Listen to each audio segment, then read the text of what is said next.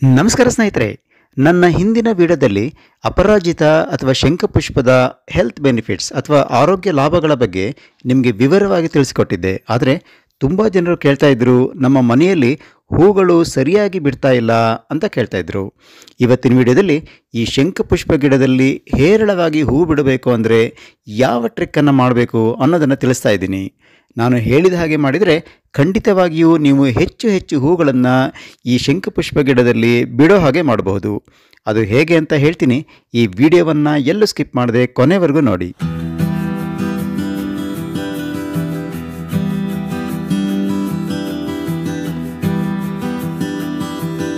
ಸ್ನೇಹಿತರೆ, ನಾನು ಮೊದಲೇ ಹೇಳಿದ ಹಾಗೆ ನನ್ನ ಹಿಂದಿನ ವಿಡಿಯೋದಲ್ಲಿ ಈ ಶಂಖಪುಷ್ಪ ಅಥವಾ ಅಪರಾಜಿತ ಗಿಡದ ಹೆಲ್ತ್ ಬೆನಿಫಿಟ್ಸ್ ಅಥವಾ ಆರೋಗ್ಯ ಲಾಭಗಳ ಬಗ್ಗೆ ಡೀಟೇಲ್ ಆಗಿ ತಿಳಿಸಿದ್ದೀನಿ. ಈ ವಿಡಿಯೋ ಲಿಂಕನ್ನು ನಾನು ಕೊಟ್ಟಿರ್ತೀನಿ, ನೀವು ರೆಫರ್ ಮಾಡ್ಕೊಳ್ಬೋದು. ಇವತ್ತಿನ ವಿಡಿಯೋದಲ್ಲಿ ಈ ಅಪರಾಜಿತ ಗಿಡವನ್ನು ಹೇಗೆ ಬೆಳೆಸೋದು, ಇದರಲ್ಲಿ ಹೆಚ್ಚು ಹೆಚ್ಚು ಹೂವನ್ನು ಪಡೆಯೋದಕ್ಕೆ ನಾವು ಏನು ಮಾಡಬೇಕು ಅನ್ನೋದನ್ನು ತಿಳಿಸ್ತಾ ಇದ್ದೀನಿ.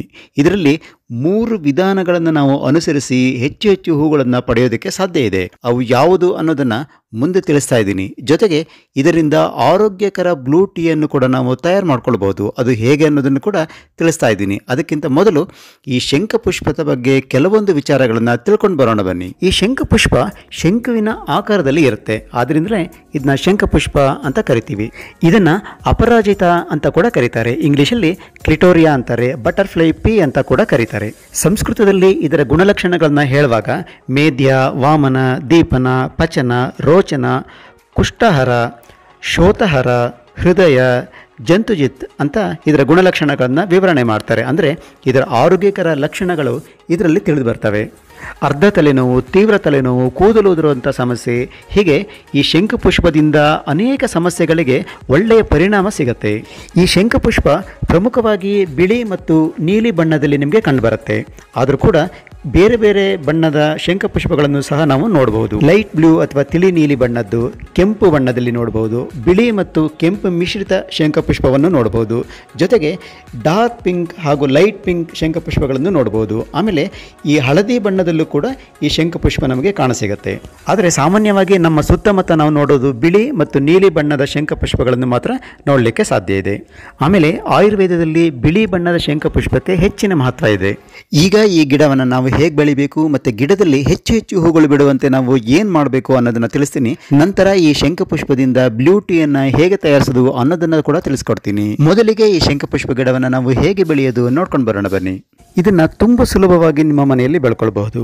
ಕಟಿಂಗ್ಸ್ ರೂಪದಲ್ಲಿ ಅಥವಾ ಇದರಲ್ಲಿ ಬಿಡುವಂಥ ಬೀಜಗಳಿಂದ ಕೂಡ ಇದನ್ನು ಬೆಳಿಬಹುದು. ಇದರ ಕಟಿಂಗ್ಸನ್ನು ತಂದುಬಿಟ್ಟು ಪಾಟಲ್ಲಿ ನಾರ್ಮಲ್ ಗಾರ್ಡನ್ ಸಾಯಿಲ್ನಲ್ಲಿ ನೆಟ್ಟರೆ ಸಾಕು, 1 ತಿಂಗಳಲ್ಲಿ ಇದು ಗಿಡವಾಗಿ ಬೆಳೆಯುತ್ತೆ. ಇದಕ್ಕೆ ಹೆಚ್ಚಿನ ಆರೈಕೆಯ ಅಗತ್ಯ ಏನು ಬೀಳೋದಿಲ್ಲ. ನಾರ್ಮಲ್ ಆಗಿ ನೀವು ನೀರನ್ನು ಹಾಕಿದರೆ ಸಾಕು, ಸ್ವಲ್ಪ ಪ್ರಮಾಣದಲ್ಲಿ ಆರ್ಗ್ಯಾನಿಕ್ ಗೊಬ್ಬರವನ್ನು ಕೂಡ ಹಾಕಬಹುದು. ಹೀಗೆ ಕಟಿಂಗನ್ನು ನೆಟ್ ನಂತರ ಇದರಲ್ಲಿ ಇರುವಂಥ ಎಲೆಗಳೆಲ್ಲ ಉದುರೋಗ್ತವೆ. ನಂತರ ಇದು ಚಿಗುರೋದಕ್ಕೆ ಪ್ರಾರಂಭ ಆಗುತ್ತೆ. ಗಿಡ ಹೂ ಬಿಟ್ಟ ನಂತರ ಸಾಕಷ್ಟು ಕಾಯಿಗಳನ್ನು ನಾವು ಇದರಲ್ಲಿ ಕಾಣಬಹುದು. ಈ ಕಾಯಿಗಳನ್ನು ಒಣಗಿದ ನಂತರ ಓಪನ್ ಮಾಡಿದರೆ ಒಳಗಡೆ ಈ ರೀತಿಯ ಕಪ್ಪು ಬೀಜಗಳನ್ನು ಕಾಣಬಹುದು. ಇವು ಗಿಡ ಅಥವಾ ಬಳ್ಳಿಯ ಕೆಳಗೆ ಬಿದ್ದು ಸಣ್ಣ ಸಣ್ಣ ಸಸಿಗಳಾಗೋದನ್ನು ನಾವು ಕಾಣಬಹುದು.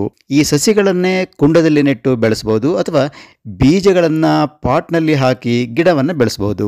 ಈ ಗಿಡ ಏನು ತುಂಬ ಚೆನ್ನಾಗಿ ಬೆಳೆಯುತ್ತೆ, ಆದರೆ ಹೂಗಳು ಸಾಕಷ್ಟು ಬಿಡೋದಿಲ್ಲ ಅನ್ನೋದು ತುಂಬ ಜನರ ಕಂಪ್ಲೇಂಟ್. ಇದಕ್ಕಾಗಿ ನಾನು 3 ವಿಧಾನಗಳನ್ನು ತಿಳಿಸ್ತಾ ಇದ್ದೀನಿ. ಈ ವಿಧಾನಗಳನ್ನು ಫಾಲೋ ಮಾಡಿದರೆ ಗಿಡದಲ್ಲಿ ಹೆಚ್ಚು ಹೆಚ್ಚು ಹೂಗಳನ್ನು ನೀವು ಕಾಣಬಹುದು. ಮೊದಲಿಗೆ ಬಳಸಿದ ಚಹಾ ಎಲೆಗಳು ಅಥವಾ ಯೂಸ್ಡ್ ಟೀ ಪೌಡರ್. ಚಹಾ ಎಲೆಗಳು ಅಥವಾ ಟೀ ಪೌಡರ್ ಸಾರಜನಕದ ಮತ್ತು ಇತರ ಅಗತ್ಯ ಪೋಷಕಾಂಶಗಳಿಂದ ಸಮೃದ್ಧವಾಗಿರೋದ್ರಿಂದ ಗಿಡದ ಬೆಳವಣಿಗೆಯನ್ನು ಎನ್ಕರೇಜ್ ಮಾಡುತ್ತೆ ಹಾಗೂ ಗಿಡದಲ್ಲಿ ಹೆಚ್ಚು ಹೆಚ್ಚು ಹೂ ಬಿಡೋದಕ್ಕೆ ಸಹಾಯ ಮಾಡುತ್ತೆ.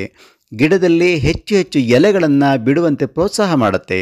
ಇದಕ್ಕಾಗಿ ನೀವು ಟೀ ತಯಾರಿಸಿದ ನಂತರ ಉಳಿಯುವಂತಹ ಪೌಡರನ್ನು ತೆಗೆದುಕೊಳ್ಬೇಕು. ಇದನ್ನು ಯೂಸ್ ಮಾಡೋಕ್ಕಿಂತ ಮೊದಲು ಚೆನ್ನಾಗಿ ವಾಶ್ ಮಾಡಿಕೊಳ್ಬೇಕು. ನೀವು ಡೈರೆಕ್ಟಾಗಿ ಟೀ ಪೌಡರನ್ನೇ ಉಪಯೋಗಿಸೋದು ಒಳ್ಳೆಯದಲ್ಲ. ಇದರಿಂದ ಮಣ್ಣಿನಲ್ಲಿ ಆಸಿಡಿಕ್ ಲೆವೆಲ್ ಹೆಚ್ಚಾಗುವಂಥ ಸಾಧ್ಯತೆ ಇರುತ್ತೆ. ಮಣ್ಣಿನ ಮೇಲ್ಪದರವನ್ನು ನೀವು ಈ ರೀತಿ ಕೆದರಬೇಕು. ನಂತರ 1 ಚಮಚ ಯೂಸ್ಡ್ ಟೀ ಪೌಡರ್ ಅಥವಾ ಉಪಯೋಗಿಸಿದ ಟೀ ಎಲೆಗಳನ್ನು ಮಣ್ಣಿಗೆ ಸೇರಿಸಬೇಕು. ಇನ್ನೂ ಒಂದು ರೀತಿಯಲ್ಲಿ ನಾವು ಇದನ್ನು ಉಪಯೋಗಿಸ್ಬೋದು. ಹೇಗೆ ಅಂದರೆ ಯೂಸ್ಡ್ ಟೀ ಪೌಡರನ್ನು 1 ಲೀಟರ್ ನೀರಿನಲ್ಲಿ 4 ರಿಂದ 5 ಗಂಟೆಗಳ ಕಾಲ ನೆನೆಸಿ ಇಡಬೇಕು.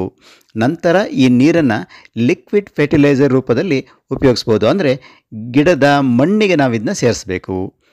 ಹೆಚ್ಚಿನ ಪ್ರಮಾಣದಲ್ಲಿ ಈ ಚಹಾ ಪುಡಿಯನ್ನು ಸೇರಿಸಿದರೆ ಮಣ್ಣಿನಲ್ಲಿ ಆಸಿಡಿಕ್ ಲೆವೆಲ್ ಅಥವಾ ಆಮ್ಲೀಯತೆ ಹೆಚ್ಚಾಗಬಹುದು. ಆದ್ದರಿಂದ ಇದನ್ನು ಮಿತವಾಗಿ ಬಳಸಿ.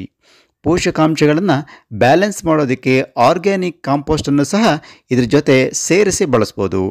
ಈ ಟೀ ಪೌಡರ್ ಗಿಡದಲ್ಲಿ ಹೆಚ್ಚು ಹೂ ಬಿಡುವಂತೆ ಮಾಡೋದಕ್ಕೆ ಒಂದು ನೈಸರ್ಗಿಕ ಹಾಗೂ ಹೆಚ್ಚು ವೆಚ್ಚವಿಲ್ಲದ ಪರಿಣಾಮಕಾರಿಯಾದ ಮಾರ್ಗವಾಗಿದೆ. ಇನ್ನು ಎರಡನೇ ವಿಧಾನದಲ್ಲಿ 2 ಟೇಬಲ್ ಸ್ಪೂನ್ ಟೀ ಎಲೆಗಳನ್ನು ತಗೊಳ್ಳಿ, ಅಂದರೆ ಯೂಸ್ಡ್ ಟೀ ಪೌಡರ್ನ ತಗೊಳ್ಳಿ. ಆಮೇಲೆ 2 ಬನಾನಾ ಪೀಲ್ ಅಂದರೆ ಬಾಳೆಹಣ್ಣಿನ ಸಿಪ್ಪೆಯನ್ನು ತಗೊಳ್ಳಿ.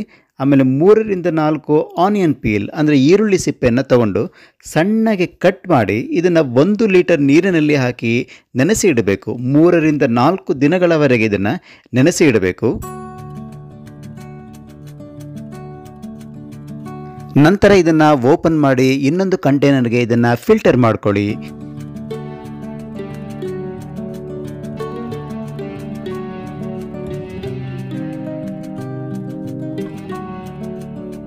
ಈಗ ಇದಕ್ಕೆ 150 ml ನಿಂದ 200 ml ನಷ್ಟು ಹಾಲನ್ನು ನೀವು ಇದಕ್ಕೆ ಸೇರಿಸಬೇಕು. ನಾನು ನಿಮಗೆ ಇಲ್ಲಿ ಡೆಮೋಗಾಗಿ ಸ್ವಲ್ಪ ಪ್ರಮಾಣದಲ್ಲಿ ಎಲ್ಲವನ್ನ ಮಾಡಿ ತೋರಿಸ್ತಾ ಇದ್ದೀನಿ. ನೀವು ನಾನು ಹೇಳಿದ ಪ್ರಮಾಣದಲ್ಲಿ ಇದನ್ನು ತಯಾರು ಮಾಡ್ಕೊಳ್ಬೋದು. ಈ ಲಿಕ್ವಿಡ್ ಫರ್ಟಿಲೈಸರ್ ಈಗ ರೆಡಿಯಾಗಿದೆ.